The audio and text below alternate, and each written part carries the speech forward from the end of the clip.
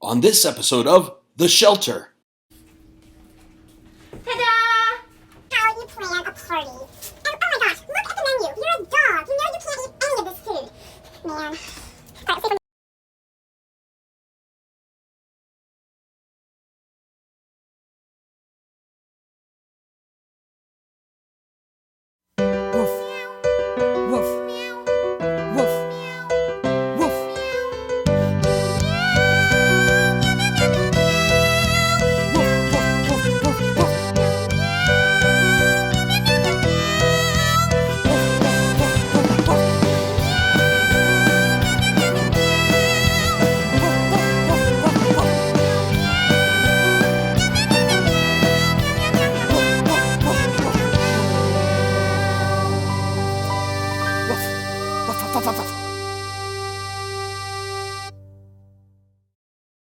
Hi, everyone. Thank you so much for joining us tonight for a very special live episode of The Shelter.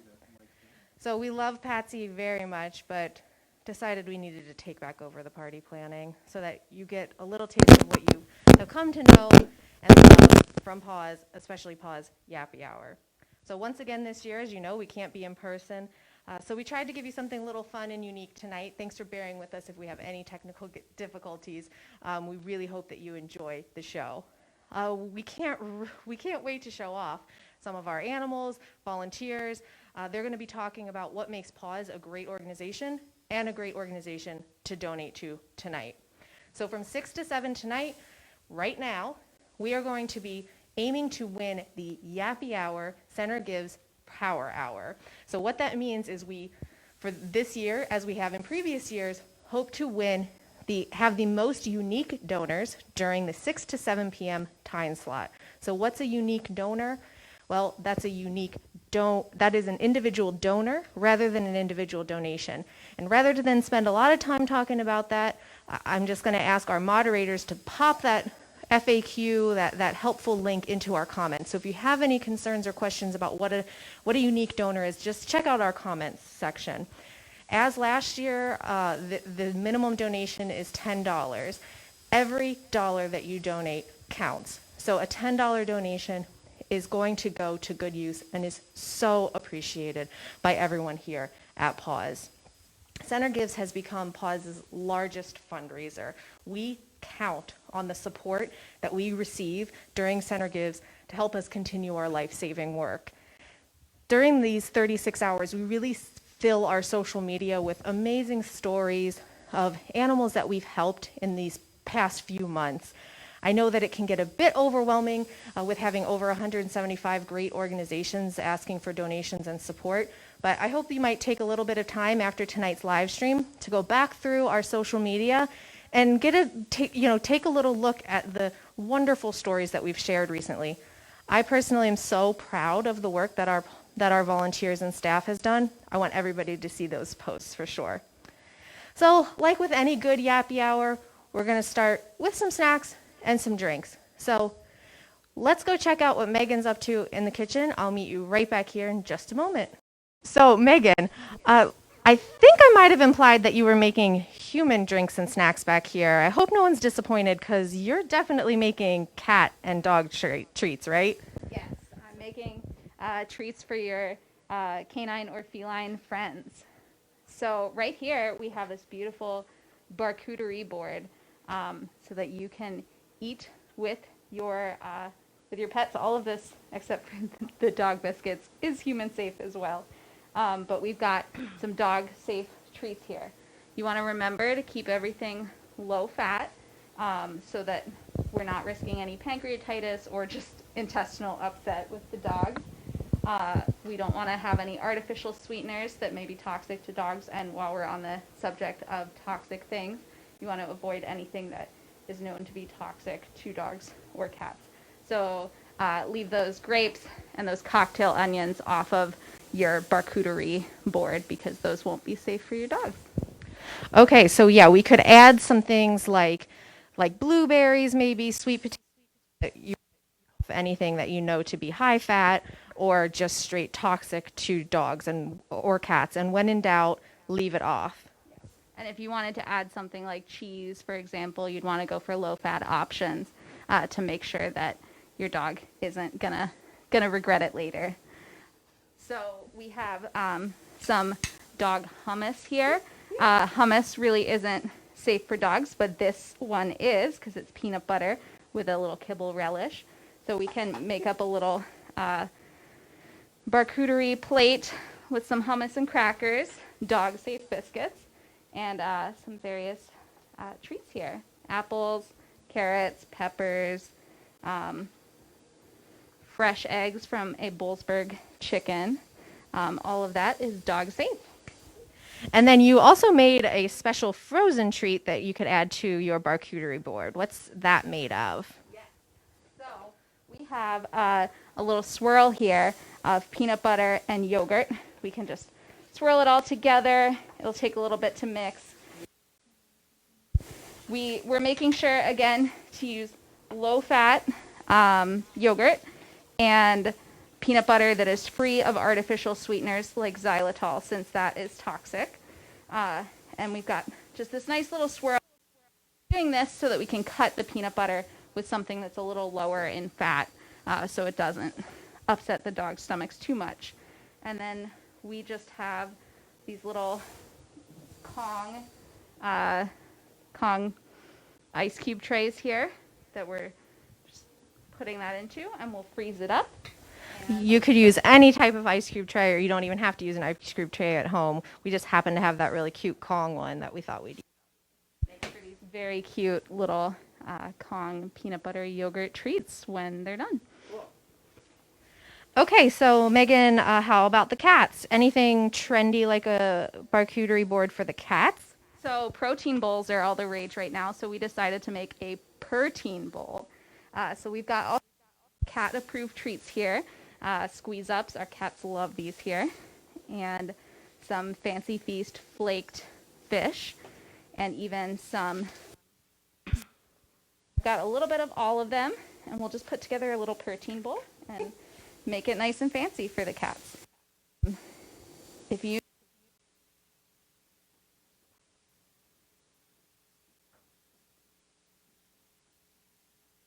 nice little treat for them. So we've got some squeeze up here. Yeah, our cats tend to absolutely love these squeeze ups, and as Megan said, it's going to be a love it or hate it type of situation. So after this, we're gonna see if some of our cats love it or hate it. Leaderboard and see how Centre County PAWS is doing. Ups with a little bit, and then we'll top it with some.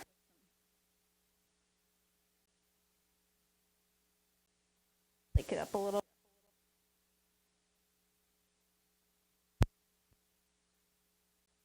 Feline friends. Looks great. All right, well, they need drinks, right? What are we doing for drinks? We are doing some purppuccinos and puppuccinos. So anyone who has a dog friend knows that puppuccinos are very popular. So we've just got some whipped cream. We can give. Can also be given to cats in very small quantities. So you don't want to give a ton of dairy to a cat because it can upset. Tiny little spot there. You can top it with things. If we were hoping to top it with a little catnip, but we didn't have any on hand right now. You could throw a little cracker into your puppuccino if you want to. Just really make it fancy. Great, thanks, Megan. This looks great for a dog or cat to enjoy. So we're going to move on to my favorite room next, which I'm sure Megan knows which one that is. It's our FIV positive cat room. So let's head over there and we'll see how they feel about a Purr-tein bowl and a purppuccino. Thanks, Megan. Welcome back. I'm in the FIV positive cat room. Start by just showing off a few of our residents. So right now we have 3. And of course, Baxter went up way high. Let's see what he thinks of our Purr-tein bowl. Oh, we've got a fan, I think. All right, I'll leave you to it, Baxter. Baxter is a transfer to PAWS from another shelter. He's approximately 2 years old, and he was brought to that shelter as a stray, and they tested him, and he tested FIV positive. PAWS works with other local shelters in order to help place their FIV positive cats. Because we have this room and we're really familiar with placing FIV positive, we really are happy to work with our partners at local organizations or surrounding organizations. Oh, does he like it? All right, wonderful. So next we are going to have, let's go down to here. Horace, what do you think of this Purr-tein? Horace also came to us as a stray cat. Here you go, buddy.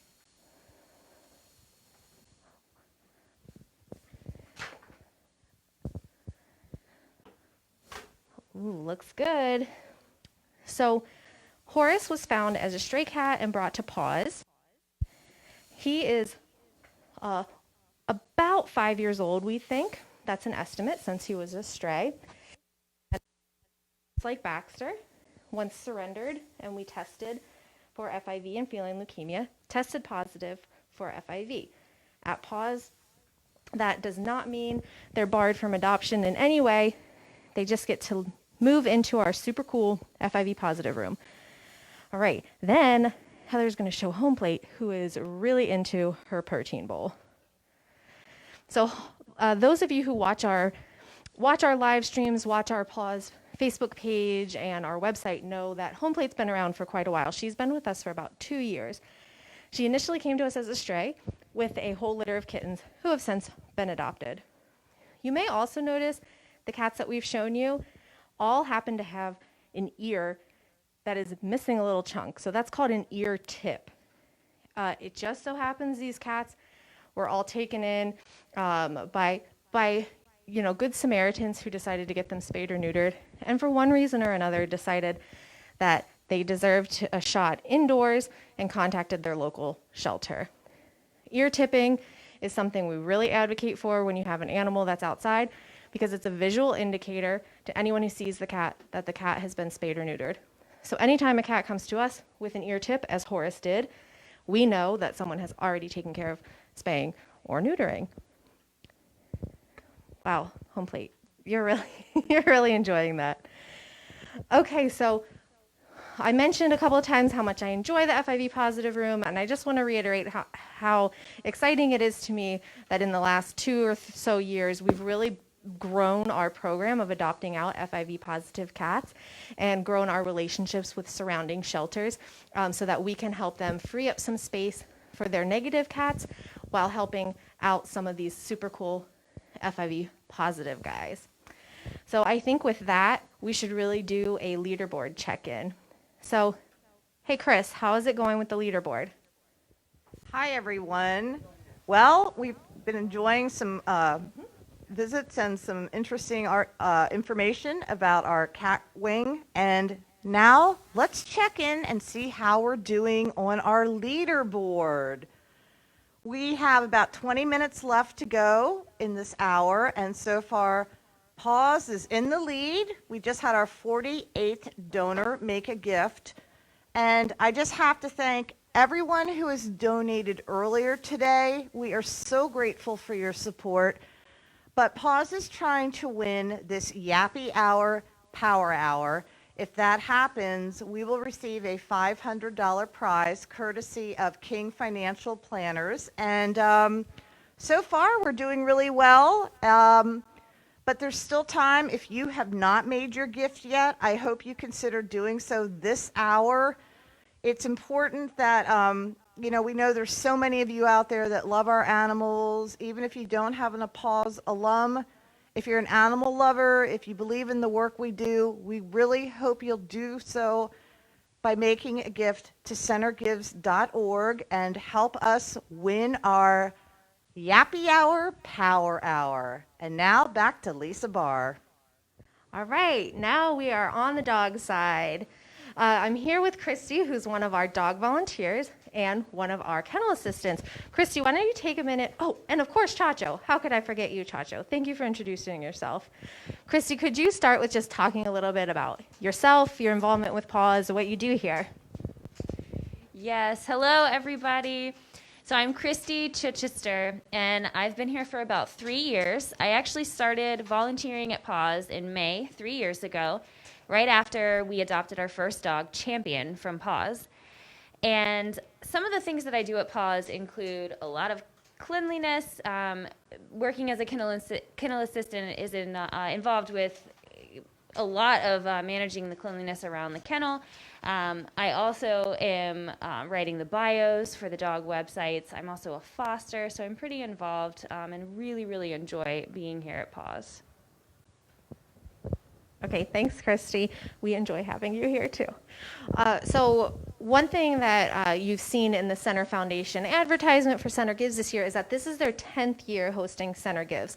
So that really got me thinking, what has PAWS done in the last 10 years? How have we grown in the last 10 years? And I was just in there doting on the FIV positive cats, an adoption program which has really blossomed in the last 2 years. And now I want to take some time to talk about ways that our dog program has grown. And our little heartthrob, Chacho, sort of encompasses a few ways in which our dog program has grown. And up first, Christy's going to talk a little bit about our transports. And we talk a lot about our transports, and those of you who follow us know a lot about our partnership with Freedom Fences. But Chacho is from one of our newest partners. So Chacho is from a shelter that we're partnering with in Philadelphia. And I'm sure that if you're following PAWS, if you stalk us online, you've seen that we do a lot of transports from South Carolina. So recently, we did a transport via plane. If you just Google that, you'll be able to find a lot of articles online about it. We flew 16 dogs up from South Carolina. They came right into the State College Airport, the University Park Airport. And we were able to bring them here and find amazing homes for them. Chacho is a little closer to home. We got Chacho from Philly, as I said before, and he is one of those dogs that has really unique medical needs. So because of some of our amazing volunteers that were actually willing to drive all the way to Philly, Chacho and another dog named Latte came to be under the care of PAWS. And Chacho is unique because he has a seizure disorder. And that seizure disorder is really easily mediated through medication. So we're able to give him great care through a lot of the funds that you all are donating to us through things like Center Gives. But we're also keeping Chacho here in-house right now to monitor his water intake. So Chacho is very thirsty, and he has been drinking a lot every day. So he has his little water bucket over here, and we have a procedure where we measure how much water he drinks over a 12 and a 24-hour period. Despite all of that, he's really happy. He's a funny dog. He's got a ton of personality. He's really goofy, and we really love having him around here. But we're able to mitigate and manage his medical needs because of donations that you all give us.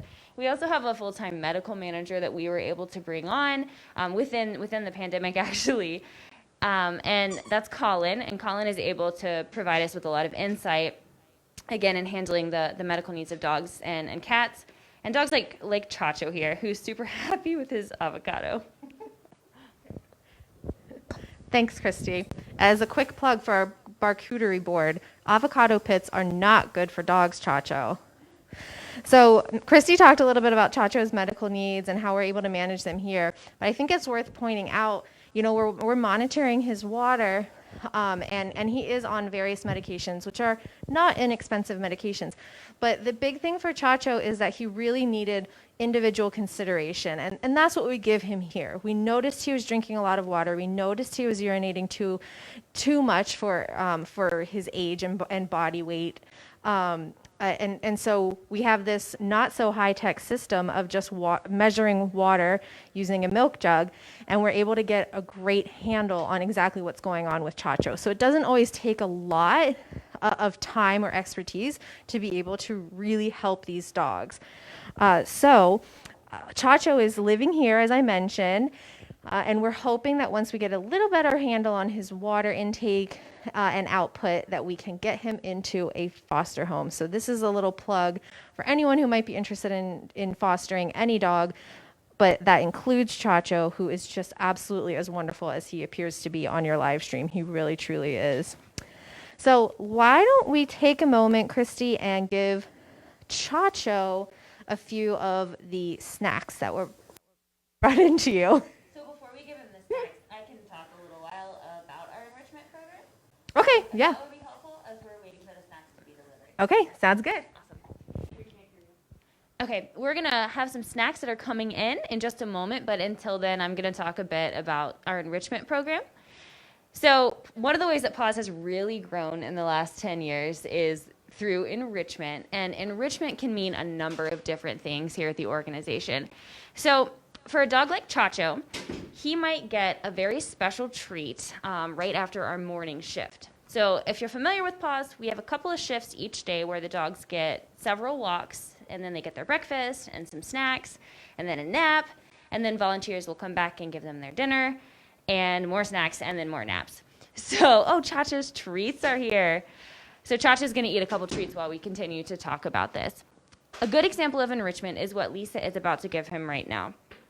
These are toys or treats that will keep a dog stimulated intellectually, mentally, emotionally, while they might not have the care of a human. So Chacho is really thinking about this carrot right now. He's not sure how he feels, or maybe he loves it. So giving dogs things that are healthy for them. Right now we've got a Bark-chuterie board. We've got carrots. It looks like we've got boiled eggs, some other vegetables, some peanut butter. Our enrichment program is, this is a perfect example of our enrichment program. We might also give the dogs toys that have treats inside of them.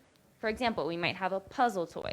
So a dog might need to flip a couple of shapes outside of a container in order to get to the treats inside. Or use a wobble toy and knock it over so they can get the treats out. This is a great way to keep your dog interested if they might be bored during the day. Enrichment is certainly something that you can use at home for your own pets. It's not something that you have to, that is only reserved for shelters.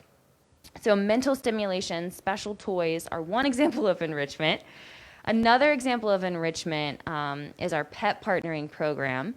So we have volunteers who might have a special connection with a certain dog. For me, I always feel like I have the best connection with pit bull types or bully types. And so some of our volunteers and staff will partner with one dog in particular if that dog has special needs, whether those are medical or behavioral. So for example, I'm partnering with a dog named Samantha B right now, and she's like a bulldog pit mix. So a pet partner like me might come in and take the dog on a special outing. The other day, my husband and I came and we got Samantha B, we hooked her up, we took her for a ride in the car, and we went for a walk in the park. So small things like that that can get the dog outside of a shelter and they can have a semblance of a normal life are a great example of enrichment. Pet partners can also work with their dogs on training. So a dog might need to learn how to walk politely on a leash or how not to jump every time they get excited and see a human. All of those things are great examples of ways that we can enrich the lives of our dogs and prepare them for their forever homes. Enrichment might also involve calming a dog down, though. So we have some dogs that are not chill. Chacho is just super happy, loving life, and is very happy to be here in his bed at the shelter. Other dogs might be really stressed out, though. So dogs that are more high energy might need to calm down. We can give them like a licky mat that's covered in peanut butter or cheese, and that's very soothing for them to eat, and it takes some time. We also have calming music that we play in the kennels, so it's very much like a spa environment. When all the dogs go to bed at night, we turn on their music, and they have little sleep sounds that they can fall asleep to, and they get their peanut butter kongs, which is their night snack, and that should tide them over until the morning. So all these areas of enrichment really are just preparing dogs for their forever homes where they'll be able to settle in and behave well.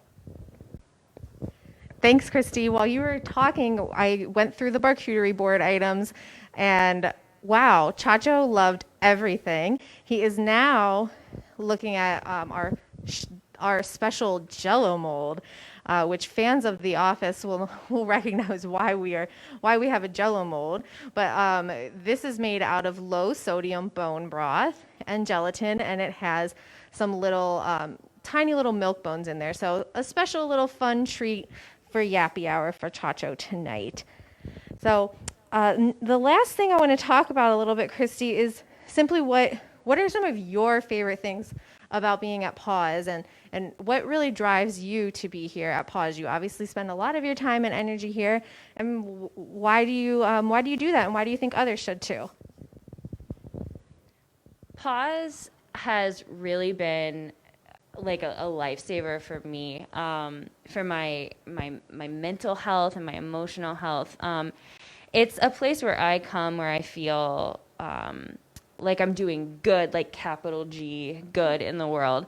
Especially during the pandemic, everyone's felt so isolated, and it's been so hard to get together with people, and even to just volunteer at places where you might normally go.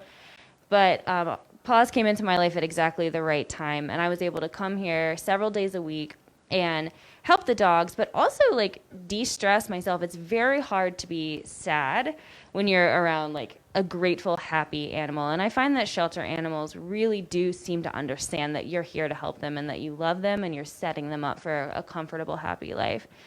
So, I mean, my favorite thing about PAWS is sitting down on the floor, snuggling with an animal that is into snuggling, and just providing them with that sense of comfort and hope. And I think I've probably said this before, but I love the animals who come in afraid and then develop confidence or sass or just a little personality while they're here.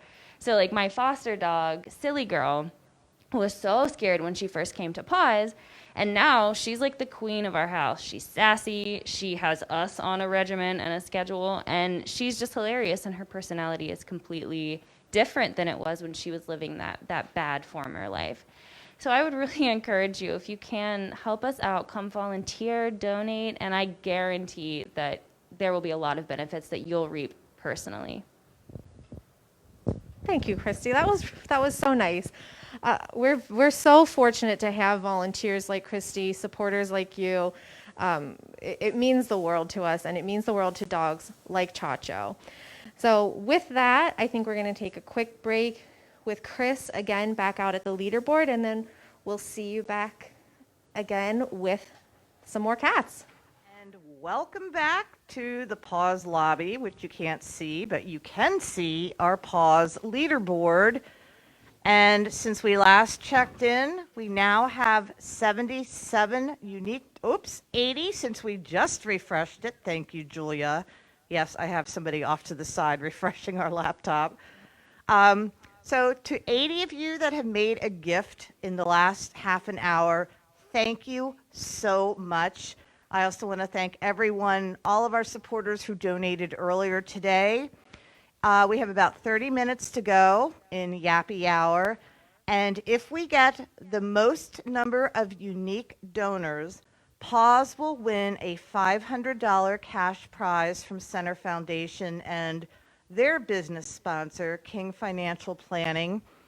And this is important. We have a few animals in our care right now that are having a lot of testing because they've got some medical issues that have not been resolved. And every single penny, dollar, whatever that we raise during Center Gives directly impacts the care of our animals. So thank you to those of you who have donated. We encourage the remainder of you, if you haven't made your gift yet, if you're maybe getting ready to sit down for dinner, there's still lots of time. Why don't you join the 81 people that have made a gift so far? Our goal is to have the most number of donors this hour at Centre County PAWS during our Yappy Hour. And thanks to those of you who are making it possible. And now Lisa Barr has some more stories for us. We are back with the cats. I'm here with Big Red and Connie. Hello. So we just talked a little bit about how our dog program, some ways that our dog program has grown in the last 10 years. One thing for sure that has grown in the last 10 years in the cat side of PAWS is just our adoptions and foster rates. And I feel pretty certain that that is due to our dedicated, incredible volunteers. So that's what Connie is going to take some time talking about, some of the unseen parts of volunteering. So Connie, could you talk a little bit to start about what it is that you do here, and what are some of the unseen things that you see volunteers doing when you're working your cat shifts? All right, thanks, Lisa. So some of the things that you think about are scooping poop and cleaning and feeding cats. But some of the unseen things that we do, we pay attention to all of the cats' behavior here at PAWS. And so we pay special attention to those that maybe are not eating or don't seem to be acting like we want them to. We pay attention to all kinds of behaviors and really pick up on all signs to see how cats are doing. So in this room, we actually have quite a few of our shy kitties. And so we pay extra close attention in this room to see who's eating and who's not eating. Because obviously, if a cat goes too long without eating, we worry about them. Somebody in this room that I have been keeping a kind of a close watch on is Demi over here. She's hiding in her bed. She might let us look at her, but as you can see, she's pretty terrified. She doesn't come out very much. So one of the things that we do is keep a close eye to make sure that she eats, make sure that she drinks, and that way, you know, we can catch anything maybe medically that might be going on before it gets bad. Some of the other things that we do are, it's probably really gross, but honestly one of my favorite things, feeding cats out of our hands. So sometimes we have shy kitties who maybe aren't eating very well. You're okay, bud. And so we will feed them out of our hands, sit with them while they eat. You know, I don't know about you all, but I don't like to have dinner alone every night. Sometimes the cats don't either. So sometimes they are social eaters. And we sit with them and we hang out while they eat. And what else do we do? We pay, again, extra close attention to those maybe who need some extra work. So in this room we have quite a few cats who do need some extra work. Ron here, this is Ron Weasley. You can tell he's a little bit shy. I was hoping he would come where you could see him a little better. But he and I have been working for a few weeks on some trust building. Yeah, there you go. So when he first moved up, he would not let anyone touch him and would hide, hiss at you if you tried. And now, as you can see, he's realizing that humans aren't so bad after all. And he loves having his chin scratched under here. So it's one of my favorite things is working with the shy cats. We have a couple of other really shy guys in this room. Biggie and Mango, they are two big boys, and they're over here actually together. They are having nap time right there. Super sweet boys. They eat well, as you can tell, but they're pretty shy and just working on coming out of their shells. Thanks, Connie. That was great. Great examples of things that our volunteers, you can kind of catch them doing these wonderful things all the time, just as a matter of regular course throughout their volunteer shifts. So, you know, as Connie mentioned, she knows all of these cats. She knows all their personalities because the cats and dogs at PAWS, they're given the individual consideration that I mentioned with Chacho. We treat them as pay attention to their behavioral needs, not just their medical needs. And we're doing more than just housing animals here. We're really trying to care for them and improve their quality of life, and then ultimately find them the right forever home. So Connie talked about how she works with Ron, and she said, so something that I am frequently asked is, how do we decide which cats are going into which rooms, and how do we introduce them? Could you talk about that, since that's one of the things that you help with here? Absolutely. So there are a lot of considerations that go into where we put a cat. So before they ever come from intake or quarantine, we are looking at things like how many cats are in each room, because we want to prevent overcrowding. We're also looking at age of the cats. You know, often an older cat isn't going to be quite as happy in a room with a bunch of young, playful teenage cats. We think about things such as gender. We don't want to put a cat in a room who has not been spayed or neutered with another cat who has not been spayed or neutered, because we, of course, want to help with overpopulation and not have it happen here. So thinking about things like that are really important. We also take into consideration personality and what do we know about the cats. Do we know that maybe they don't like other cats and they're going to need to be in a room by themselves? Or do we know that maybe they are super friendly and love other cats? So all things that we think about when looking at where to place cats. And then once we move them, we try to introduce them super slowly. It's not, unfortunately, as slow as we would like to see you do when you take a cat home. They come to their new room and they get shut into a cage for a few days so that they can see their new roommates, smell their new roommates, hear their new roommates without getting too close to their new roommates. And then we ease them into meeting their new roommates. And once we let them out into the room with everybody else, we again keep an eye on them for a couple of days to see how they're doing. It can be strange moving in with new roommates and trying to figure out the boundaries with all of that. So all considerations that we think about when we're moving cats into their homes here at PAWS. All right, thanks, Connie. Two other questions I have, I'm going to combine them for you. So one thing that I think they should be putting into the comments is asking people if that follow us or volunteers that are watching if they have an all-time favorite PAWS cat or PAWS dog. So that's one question for you. Do you have an all-time favorite? And second, you talked a lot about the unseen things that we do with the cats. But what are some other things that you enjoy or love about PAWS or volunteering with PAWS that it isn't maybe directly related to the animals? All right, I'm going to switch hands here because I just opened some tuna.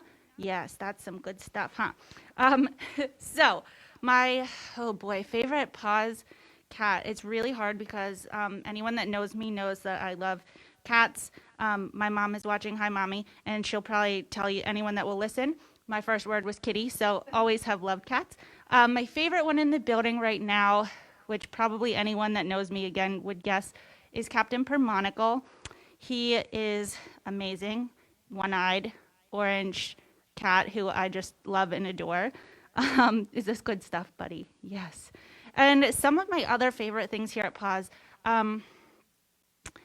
really, it's like a family here. I've been here 3.5 years, I think, and I've probably met some of my best friends here. There's a couple of us that go hiking and walking on the weekends. And so, just great people. I don't think a bad person could volunteer at PAWS. So I think everybody that is here with our animals has to be an amazing person. And so some of the best people that I know are here. And getting to hug cats all the time. You have a bad day, you come in here, you sit on the floor, you open some tuna, and you have a new best friend. So I think those are my favorite things.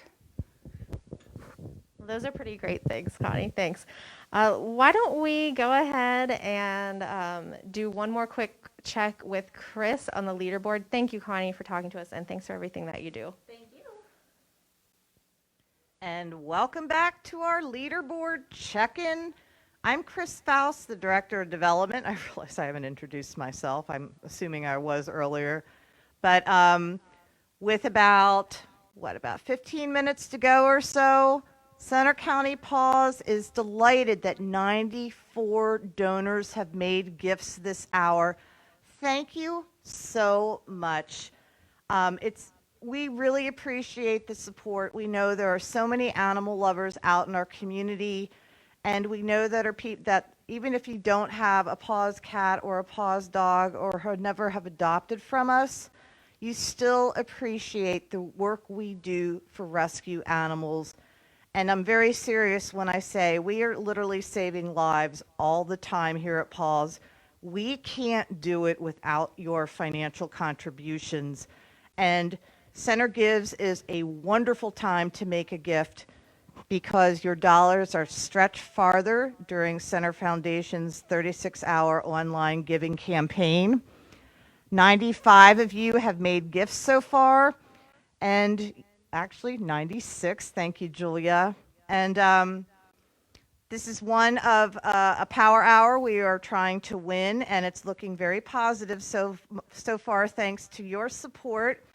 There's still 15 I can't talk tonight, sorry. There are 15 minutes left to make a contribution of just $10 or more to help Centre County PAWS rescue cats and dogs. centergives.org. It's very, very easy and convenient to do. And now, let's go back to Lisa. Hi, everybody. I'm here with Megan again, and we're here with Elvira, and we are going to see what Elvira thinks of our Bark-chuterie board items. She is not as thrilled, surprisingly, as Chacho. I actually thought Elvira would eat everything and Chacho would eat nothing, so this is quite interesting. Megan, could you take a minute? You, I think, were the one who took Elvira in. You did, meaning you did her intake, her surrender to PAWS. Could you talk a little bit about that? And maybe I'll hold the mic for you since you've got peanut butter hands. Yeah, so I was here when Elvira came in. She came in as a stray. Some Good Samaritans found her and brought her to us, and we agreed to take her in. Being a stray, we didn't know much of anything about her, so what we've had to learn through testing and just experience handling her. And one thing we've learned is that she does not like other dogs and can't live with them. So that makes it a little more challenging for us to place her. But we'll work with her to find the right fit. Yeah, so I'm often asked what our most difficult to place animals are, and bar none, they are animals who need to be only pets. Now, those animals don't necessarily have, behavioral issues or issues with people. They just need to not live with other pets. And so Elvira is one of those. She's so wonderful with people. Okay, let's see what she thinks of Jello. So far, it looks okay. Elvira is one of those dogs, and we have quite a few of them right now. So if you're watching this and you're without a pet, know that we really would love to have your help. Megan, something that we are often asked is, how do our animals get their names? Could you talk just a little bit about that? Sure. So if an animal comes in without a name, then we have to come up with one for them. So in her case, she was a stray. She may have had a name depending on where she came from, but it's not something that we knew. So we gave her a name. She came in around Halloween, so we went with a Halloween-themed name, Elvira. But basically, our staff and volunteers help to come up with the names based on what seems to fit the dog. It's a fun process for sure. Awesome. Thanks, Megan. Thanks, Elvira. Sorry you didn't like the vegetables. I think we are going to now cut over to visit our friends Deb and Tom and their adopted PAWS dog, Chadwick. Hi, we've switched rooms, and now we're in with adopted PAWS dog Chadwick, who really wants the puppuccino. There you go. And with his parents, Deb and Tom, who are also PAWS volunteers and foster parents. So could you take just a minute, talk a little bit about what you do with PAWS and why it is that you foster? Yeah, so we've been fostering for PAWS since 2017, and we've kind of had the pleasure of getting some of the more difficult or fun, I should say, dogs. And so, yeah, we've had 2 dogs that we fostered for one dog was for about 14 months, and another dog we had for about 2 years. And then since then, we've had quicker fosters that have gone out a little bit faster. So you mentioned having longer term dogs. So something that we definitely hear from people, and I'm sure you hear it too, is how do you not keep them all? Or if you post a picture on your social media, it's like, oh, this dog's staying forever. How do you not get attached? And then right after you say, how do you not get attached? Well, how come you adopted Chadwick, who you didn't have necessarily all that long? Hi, buddy. So yeah, I mean, it is very difficult to not get attached, especially when you had our first foster was for 14 months, and then the very next one was for 2 years. So it's a huge portion of your life that you have these dogs, and you just know that they're going to a good home and they're going to the right home. So that makes it very easy to say goodbye when it comes that time. Oh, and then, well, I mean, look at how cute Chadwick is. He's kind of being ridiculous right now. But, you know, every dog that we fostered, you know, one might love me more, one might love Tom more, like gets attached to one of us. But Chadwick loves us both equally. So that was kind of the turning point where we were like, oh my gosh, he's happy to see both of us. He wants to hang out with both of us all the time. So that was kind of what changed it for us. Okay, and then you mentioned that you've fostered some of our dogs with some behavioral considerations, some special behavioral considerations. How did you find that process? And then you also have cats at home, and I know you've taken dogs for us on an emergency basis or on very short notice who we don't know how they do with cats. So how do you handle that? So with, taking in, some of the more difficult dogs, we came into it, our husky was dog aggressive and dog reactive. So we kind of had some experience coming into it and some training coming into it. But with PAWS, their staff was wonderful in giving us additional assistance, and then also hooking us up with some of the training partners that they work with to kind of get that additional help. And that was fun because we were also learning and being able to put it into good use, and especially with him, it does help as well. And then our two cats, so we're lucky we have a finished basement, and with us working from home, Tom actually works in that basement pretty much every day. So we're able to keep them separated, and we have a baby gate up as well, so we'll have, the dogs that we know would be okay with them, if they saw them or whatnot. The cats might come up and meet them, but, Chadwick scared one of our cats recently, and they have yet to come back upstairs to say hello. Well, thank you both so much for coming. Thank you, Chadwick, for coming. And thanks for everything that you do for PAWS. Our fosters are absolutely amazing and critical to what we do here. And with that, we need to jump out and talk to Chris and see where we are as we get to the end of our hour here. Hi, welcome back to the lobby leaderboard check-in. And I am thrilled and so excited to say, with about 6 minutes left, it looks like all of you friends of PAWS have come through and help us win our Yappy Hour Power Hour.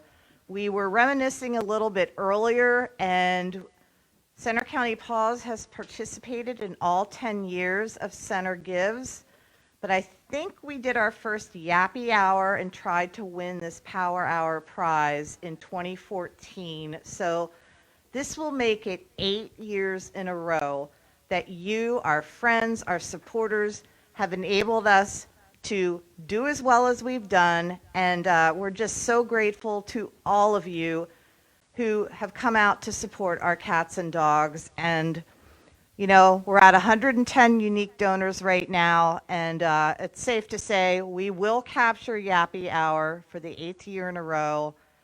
We're just really excited. Center Foundation, thank you for giving all of the wonderful nonprofits in this community a chance to raise funds and to educate people about the work we do. There are so many wonderful nonprofits in this community. Centre County PAWS is just one of them, but we're very proud of the work we do, and we can do it because of your gifts, your donations, your financial support. Right, Lisa? That's right. I was really excited to come out and see how we were doing because I've been jumping around and have not been able to hear our leaderboard updates. So thank you all. I'm so impressed, so pleased, and so excited and very grateful. One thing that we did is asked all of our volunteers and fosters who were here tonight why they do what they do for PAWS, why they're involved with PAWS, and we didn't practice that. I didn't know what anyone was going to say. So it just is so heartwarming to hear those genuine responses to why they're here, because everybody has their own reasons why it's important to them, and why they love being here.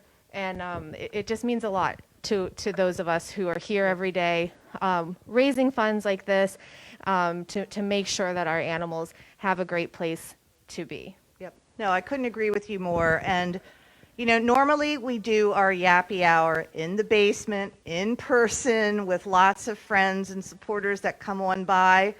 But last year and this year, we've had to do it virtually. So all I can say is we will be going for number 9 next year. But thank you to everyone who has made a gift during this hour and all the hours preceding this to Centre County PAWS. We can't wait to see you next year. And we've got some more exciting things coming up, don't we? That's right. We are finishing out this hour with a sneak peek at our next episode of The Shelter. Thank you all so much for your support tonight. We're floored. Thank you. Thank you. On the next episode of The Shelter. I'm so glad Take Your Kids to Work Day is coming up. All those spayed females have no idea how busy and stressful it can be taking care of these kittens for 8 weeks. I need a break. Me too, y'all. I can't wait to go to my spay day appointment while they're at PAWS. Woohoo! Oh, man. Mom gets to have a spa day without us? Aww. Woof, woof,